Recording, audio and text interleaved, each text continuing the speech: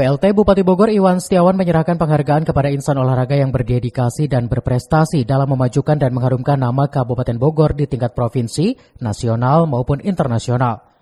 Penghargaan diserahkan langsung Iwan Setiawan di salah satu hotel di wilayah Sentul, Babakan, Madang.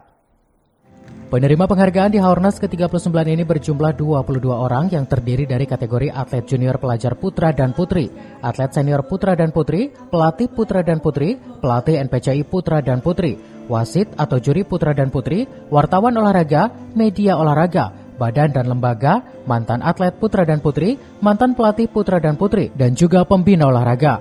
Adapun penghargaan yang diberikan berupa piagam dan uang pembinaan masing-masing sebesar Rp7.500.000. Dalam sambutannya, Iwan Setiawan mengungkapkan pada momentum Hari Olahraga Nasional, Pemka Bogor sangat mengapresiasi dengan memberikan penghargaan kepada insan olahraga yang berdedikasi dan berprestasi. Jadi penghargaan ini tidak mengukur hanya pada yang berprestasi saja. Para insan olahraga ini sudah mendedikasikan waktunya, pikiran, dan tenaganya untuk kemajuan olahraga Kabupaten Bogor.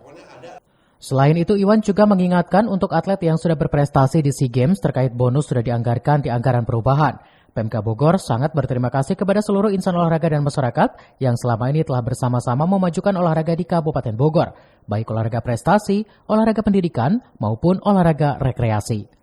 Bonus prestasi di SEA Games itu ada ya, dari kita kan ada 11 ya, itu kita juga tidak akan lupa gitu, walaupun wartawan sering nanyain gitu. Insya Allah pasti ada, cuma nilainya saya tidak bisa menyebutkan hari ini.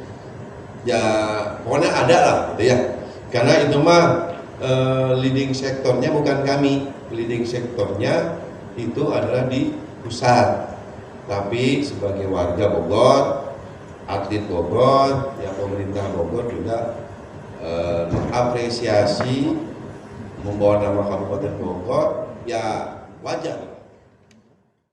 Dari Sentul, Babakan, Madang, CV Suryadi melaporkan.